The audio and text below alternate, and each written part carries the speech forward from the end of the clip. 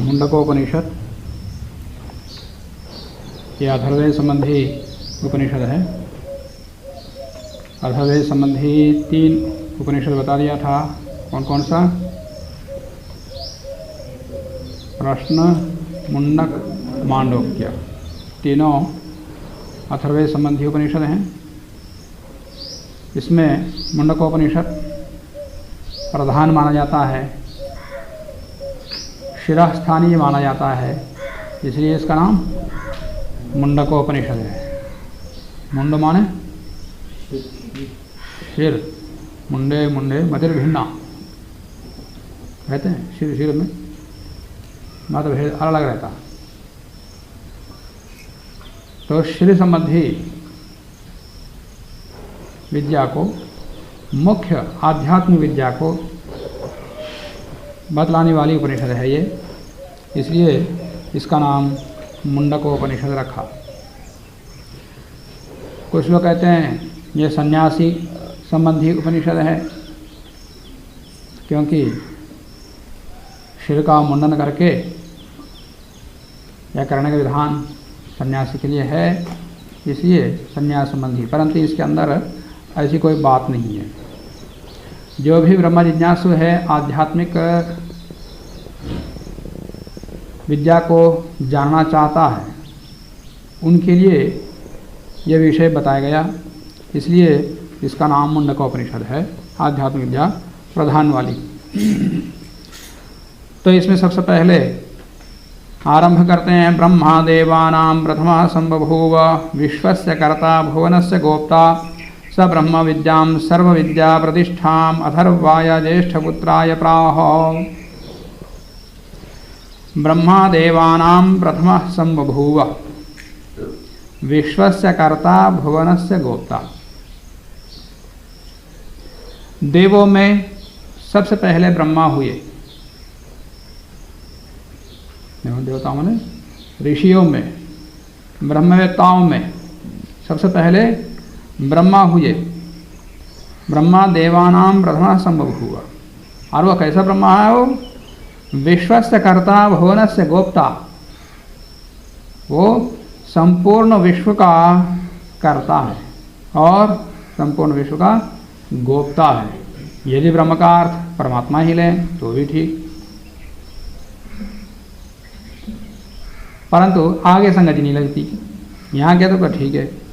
सह ब्रह्म विद्यां सर्वविद्या प्रतिष्ठाम अथर्वाय ज्येष्ठपुत्राय प्राह। ज्येष्ठपुत्र अथर्व के लिए कह दिया।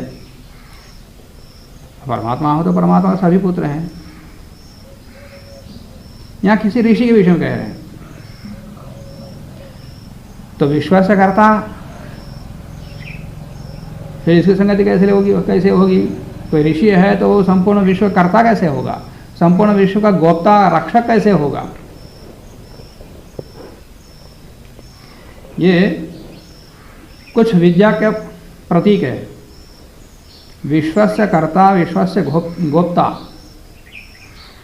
ये ब्रह्म विद्या ऐसी है जो संपूर्ण विश्व को चलाती है और रक्षा करती है। यह है ब्रह्म विद्या, ब्रह्म संबंधी विद्या। ब्रह्म ने विश्व को बनाया और विश्व का ज्ञान वेद के माध्यम से दिया, और ब्रह्म को जानने की विद्या को ब्रह्म विद्या कहते हैं। तो ब्रह्म विद्या का तात्पर्य यहाँ ये नहीं है कि केवल आध्यात्मिक है। वो कुछ भी सर्जन कर सकता, किसी की भी सृष्टि कर सकता। ऋषि मतलब उसी उत्पन्न नहीं, कार्य में कुछ नया सृजनात्मक कार्य कर सकता, और जो कार्य करता है उसकी रक्षा भी करता, उसका संरक्षण भी करता। ये कला है कि ये संस्था को बनाना, फिर उसको चलाना, इसको कहते हैं ब्रह्म विद्या। वो लोग बोलते हैं क्या इतने कठिनाई महसूस कर रहे हो, को ब्रह्म विद्या क्या बोलते हैं लोग। ब्रह्म विद्या कठिन है। किसी चीज की उत्पत्ति करना, फिर उसकी रक्षा करना।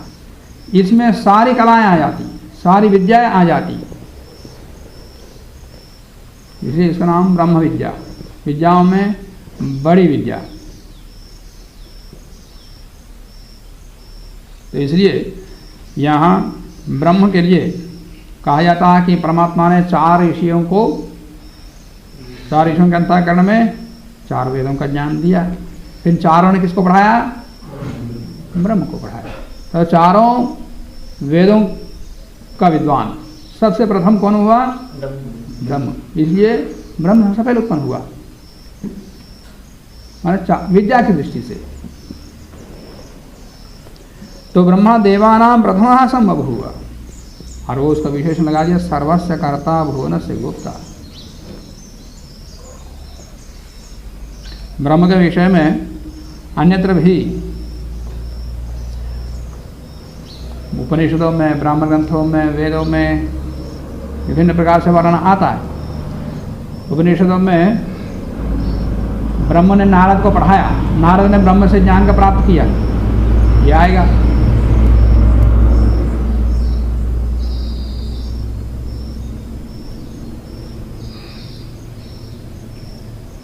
और इस ब्रह्म विद्या को ब्रह्मोपनिषद भी कहते। क्या कहते? ब्रह्मोपनिषद। अलग एक उपनिषद, 12 उपनिषदों की 11-12 की अपेक्षा और भी उपनिषद हैं। 108, 223 तक, उससे भी अधिक उपनिषदों की संख्या है। वो सारे कल्पित हैं, अप्रामाणिक हैं, पर कुछ ठीक है उनमें। छांदोग्य उपनिषद में भी आता है कि तद्धा एतद् ब्रह्मा प्रजापतये उवाच। वहां ब्रह्म के लिए प्रजापति शब्द का प्रयोग किया। क्यों? वो सबको उत्पन्न करने वाला है और सबका पालन करने वाला। यहाँ सर्वस्य गोप्ता कहा। पौराणिक कहानी में क्या है? ब्रह्मा सृष्टि को उत्पन्न करता, और चलाने वाला कौन है? फिर वो अलग है, विष्णु। अब फिर समाप्त करने वाला वो अलग, शंकर, शिव जी। पर यहाँ कह दिया कि वो सृष्टि को उत्पन्न करने वाला ब्रह्म है और वो चलाने वाला भी ब्रह्म। विश्व से कर्ता, विश्व से गोप्ता, ये नहीं अलग देवता। वो एक ही देवता का भिन्न भिन्न नाम है, और इसीलिए सृष्टि को उत्पन्न करता है, प्रजा को उत्पन्न करता है और उनका पालन करता है। इसलिए उसका नाम प्रजापति है ब्रह्म का। तद एतद् ब्रह्मा प्रजापते उवाच। प्रजापति मनवे, और वो ब्रह्म ने प्रजापति कह दिया। प्रजापति ने मनवे, मनु को कह दिया ब्रह्म विद्या को। और मनु प्रजाभ्य, मनु ने प्रजा को कह दिया ब्रह्म विद्या को। तद एतद् उद्धालकाय अरुणये ज्येष्ठाय पुत्राय पिता ब्रह्मा प्रोवाच। और वहाँ पर ब्रह्म से प्रजापति, प्रजापति से मनु, मनु से प्रजा, और चलती चलती हुई ये तद उद्दालकाय अरुणये ज्येष्ठाय पुत्राय पिता ब्रह्मा प्रोवाच। तो अरुण ने क्या किया? अपने ज्येष्ठ पुत्र उद्दालक को ये ब्रह्म विद्या का उपदेश किया। ऐसा छांदोग्य उपनिषद में आ रहा है। वहां भी ज्येष्ठ पुत्र के लिए कहा है, यहाँ भी ब्रह्म ने ज्येष्ठ पुत्र अथर्व के लिए कहा। इसका मतलब और भी पुत्र हैं उनके, सब पुत्रों को उपदेश नहीं दिया। किसको दिया? ज्येष्ठ पुत्र को दिया। माने जो योग्य है इस ब्रह्म विद्या को प्राप्त करने का, उसी को देते, सबको नहीं देते। जो सुपात्र है, सुपात्र को यही विद्या देनी चाहिए। उपनिषदों में अन्यत्र बहुत ऐसा वर्णन आता है।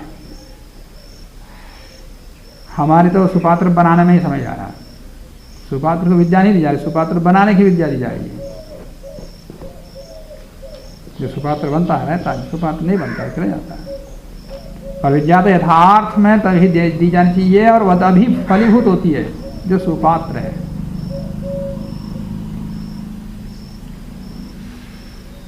शंख में पानी डाले तो क्या कहलाता?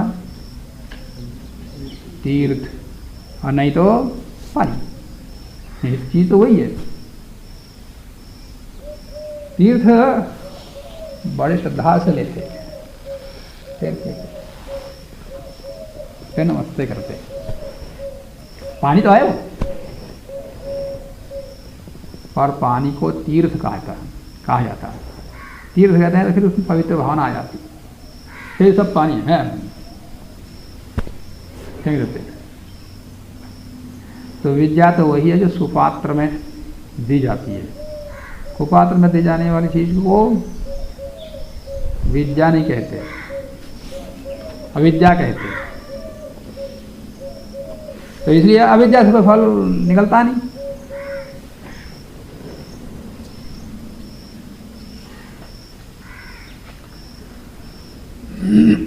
तो ज्येष्ठ पुत्र के लिए कहा। अन्यत्र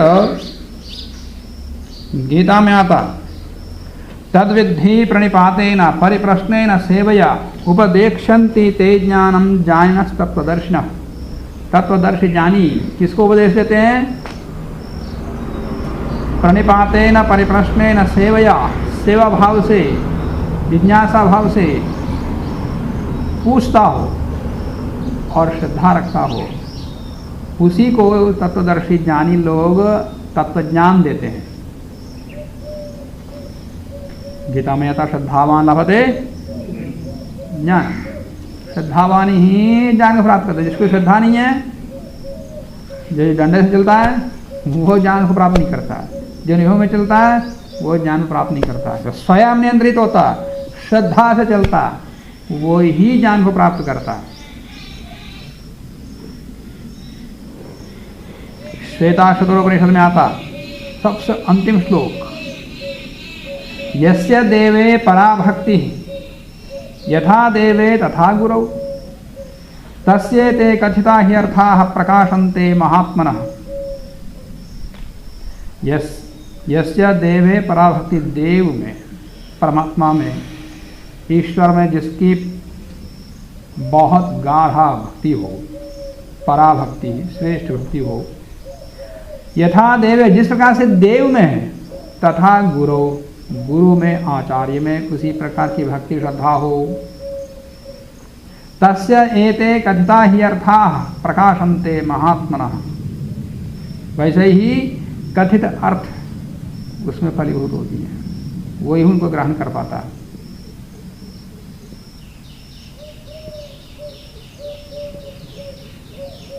महाभारत में आता रिक्तपाणि ही न सेवेत राजानाम देवताम गुरु। खाली हाथ नहीं जाना चाहिए किसके पास?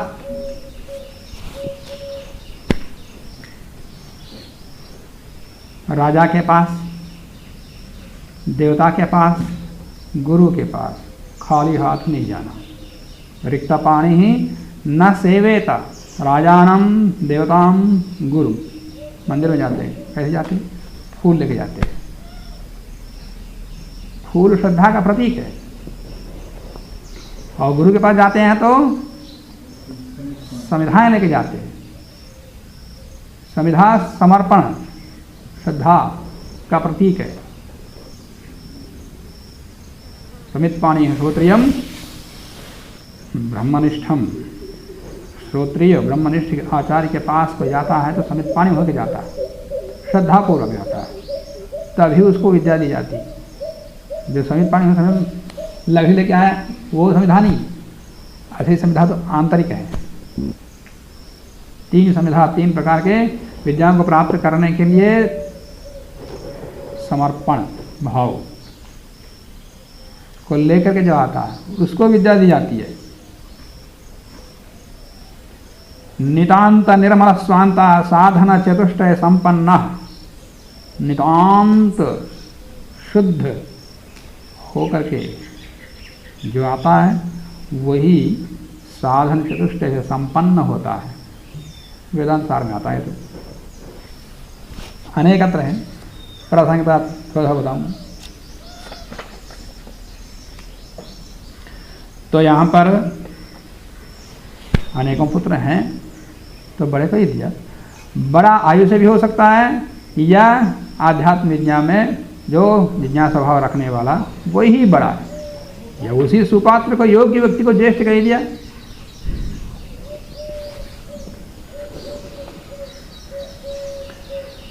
तो अथर्वाया ज्येष्ठ पुत्राय प्राह अथर्वणे याम प्रवेदा ब्रह्मा अथर्वाताम पुरो उवाच अंगिरे ब्रह्म विद्याम सह भारद्वाज सत्यवाहाय प्राह भरद्वाजो अंगिरसे परावराम। लो ब्रह्म विद्या के लिए और एक विशेषण आ रहा है इसमें। तो इसमें कहा कि ब्रह्मा याम अथर्व ने प्रवेदा, ब्रह्म ने जिस विद्या को अथर्व को कहा था ताम ब्रह्म विद्याम, उस ब्रह्म विद्या को पूरा पहले प्राचीन काल में अथर्वा ने अंगिरा को बताया। सह भारद्वाजा सत्यवाहाय प्राह, उस अंगिरा ने क्या किया, भारद्वाज को बताया। और वो भी कैसे, भारद्वाज को जो सत्यवाहक है, सत्य का आचरण करने वाला, सत्य का व्यवहार करने वाला, ऐसे भारद्वाज को उस ब्रह्म विद्या का उपदेश दिया। और फिर भारद्वाज ने किसको दिया, अंगिरसे परावराम, अंगिरस ने अंगिरस को दिया। किसको दिया, परावरा को, माने परावराम ब्रह्म विद्याम अंगिरसे प्राह, अंगिरस को कहा। परावरा माने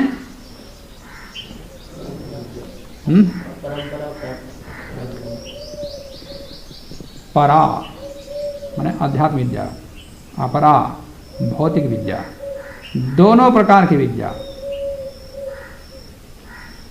इसको बोलते हैं ब्रह्म विद्या। इसी को बोलते कर्तृत्व और गोप्तृत्व, या सर्वस्य कर्ता सर्वस्य गोप्ता, हर प्रकार की विद्या, हर प्रकार के कला उनको दिया।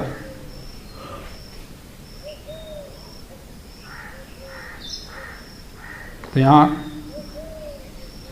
किसने किसको दिया, ब्रह्मा ने अथर्वा को। ब्रह्मा तो चारों वेदों का विद्वान, और अथर्वा अथर्ववेद का प्रवक्ता, वो ब्रह्मा के ज्येष्ठ पुत्र हैं। और अथर्वा ने अंगिरा को दिया, अंगिरा ने सत्यवाह भरद्वाज को दिया, भरद्वाज ने आंगिरस को दिया, आंगिरस ने और आगे आएगा शौनक, शौनक को दिया। शौनको हा वही महाशाला, ये महाशाल है।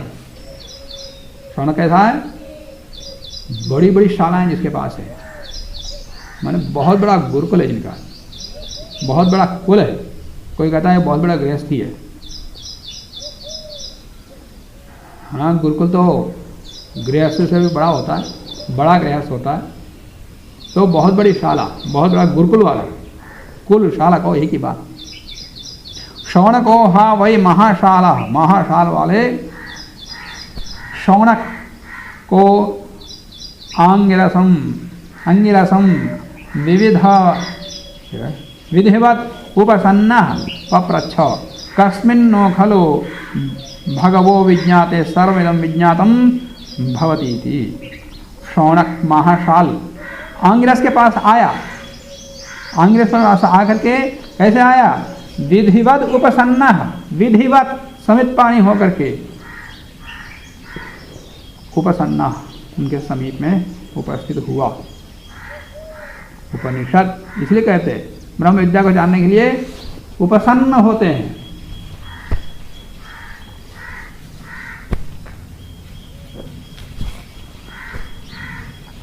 उपसन्न होते हैं इसलिए उपसन्न हो, जिसमें हुआ जाता है, जिस विद्या के लिए उपसन्न हुआ जाता है, इसलिए इनका नाम उपनिषद। बार बार उपनिषद में आता है। तो शौनक आचार्य, महाशाल वाले शौनक आचार्य अंगिरस के पास इस आध्यात्म विद्या को, ब्रह्म विद्या को प्राप्त करने के लिए उपसन्न हुआ, उपस्थित हुआ। फिर पूछा, पप्रच्छ, जिज्ञासा भाव से पूछा। क्या पूछा? कस्मिन् खलु भगवो विज्ञाते सर्वमिदं विज्ञातम भवति। किसके जानने पर यह सब कुछ जाना जाता है, ये ब्रह्म विद्या जानी जाती है। किसके जानने पर यह सब कुछ जाना जाता है। सबको जानना बहुत समय लगता है, बहुत परिश्रम करना पड़ता, तब करना पड़ता है। पर कोई एक ऐसी विद्या बताओ जिसमें सारी विद्या आ जाए, या ऐसा तत्व बताओ जिसे एक तत्व के जानने पर सारे तत्व जाने जाए। ऐसा बताओ। जल्दी पढ़ना चाहते हैं ना, शॉर्टकट में। वो भी संक्षिप्त मार्ग में पूछ रहे हैं, कोई ऐसा तत्व बताओ जिस तत्व को जानने पर सब कुछ जाना जाए। ऐसी विद्या बताओ जिस विद्या को पढ़ने के बाद सारी विद्या आ जाए, सारी विद्याओं को ज्ञान हो जाए।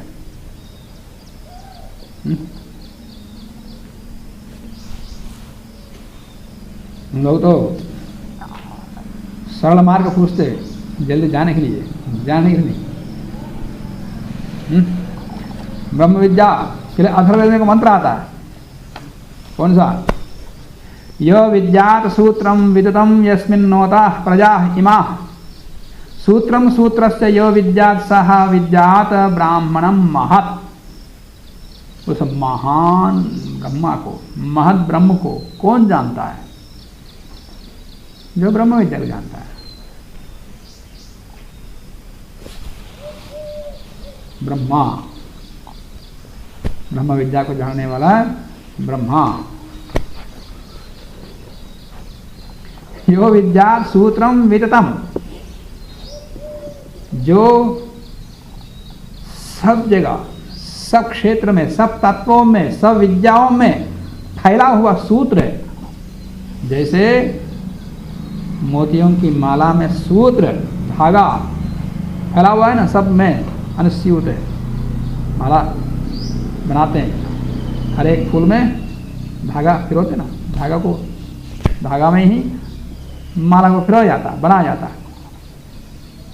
तो ऐसे सब विद्याओं में, सब तत्वों में जो सूत्र के जैसे फैला हुआ हो, ऐसे सूत्र को जो जानता है। यहाँ सूत्र को पूछ रहे हो, ऐसा सूत्र बताओ जो सब कुछ जाना जा सके। ऐसे सूत्र हम बता रहे हैं, अष्टाध्यायी सूत्र, जो जिन सूत्रों को जानने के बाद सारी विद्या जल्दी से जल्दी पढ़ सकते हैं। पर वही सूत्र यहीं अटके हुए हैं। गले की हड्डी कहते हैं, ना निगलते बनता, ना उगलते बनता। यो विद्यात सूत्रम विदितम यस्मिन् ओताः, जिसमें पूरा ओत प्रोत व्याप्त है। कौन? प्रजा है। इमा सारी सारी प्रजाएं, ये सारी सारी विद्याएं जिसमें ओत प्रोत हो। सूत्रम सूत्रस्य यो विद्या, सूत्रों का भी सूत्र है ये विद्या, सूत्रों का भी सूत्र, सूक्ष्मों का भी सूक्ष्म। सूत्रस्य सूत्रम यो विद्यात सह विद्यात, ऐसे सूत्रों के सूत्र को जानने वाला, ऐसे सूत्र विद्या को जानने वाला, सह विद्यात महद ब्राह्मणम, महान ब्रह्म को जान सकता है। ऐसे ब्रह्म तत्व को जानने वाला कोई उपाय बताओ मुझे। ऐसे यहां प्रश्न कर रहे हैं। कौन पूछ रहा है? शौनक। शौनक कौन है जानते हो?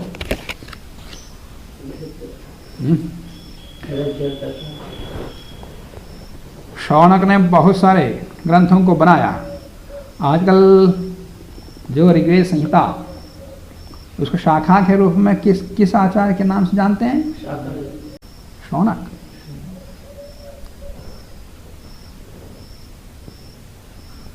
उन्होंने बहुत सारे ग्रंथों को बनाया। कौन कौन से ग्रंथ? ऋग्वेद, प्रादशाख्य, और छंदोनुक्रमणिका, ऋष्यानुक्रमणिका, अनुवाकानुक्रमणी, कथानुक्रमणी, बृहद्देवता, ऋग्विधान, सूक्तानुक्रमणी, पाद विधान, शौनक स्मृति, चरणव्यूह इत्यादि।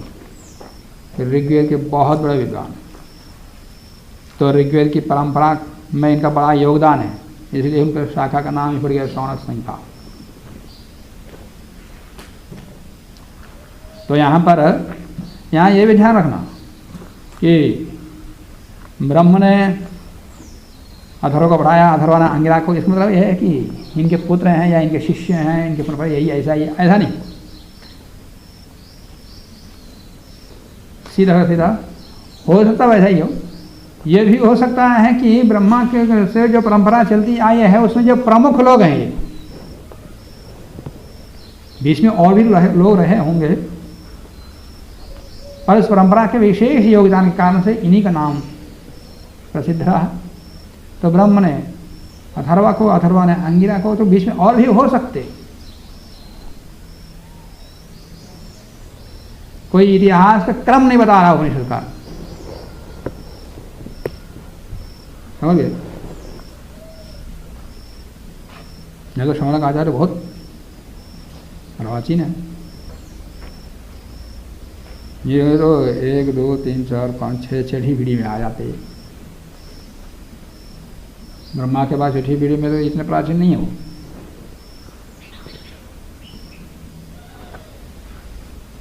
तो इतिहास के देश में संगति बैठ सकती, नहीं भी बैठ सकती। तो यहाँ कोई इतिहास का क्रम नहीं बताया जाता, केवल उस विद्या को विशेष रूप से जिन्होंने आगे बढ़ाया, तो वहाँ से यहाँ जो प्राप्ति आई उन्हें आगे बढ़ाया। ये जो ब्रह्मा है वो कौन से मनवंतर वाले, आदि वाले या बहुत सारे ब्रह्म हैं, एक ब्रह्म नहीं है। ब्रह्म शब्द एक उपाधि है।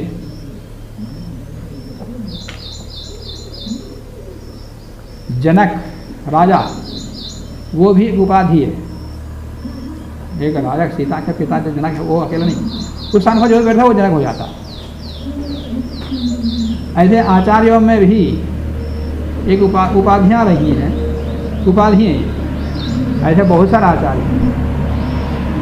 तो ये तो इतिहास के लोग बता सकते, वो भी अनुमान करते। मैं इसलिए उसमें ज़्यादा वो नहीं रखता, सब वो अनुमान पर चलता है।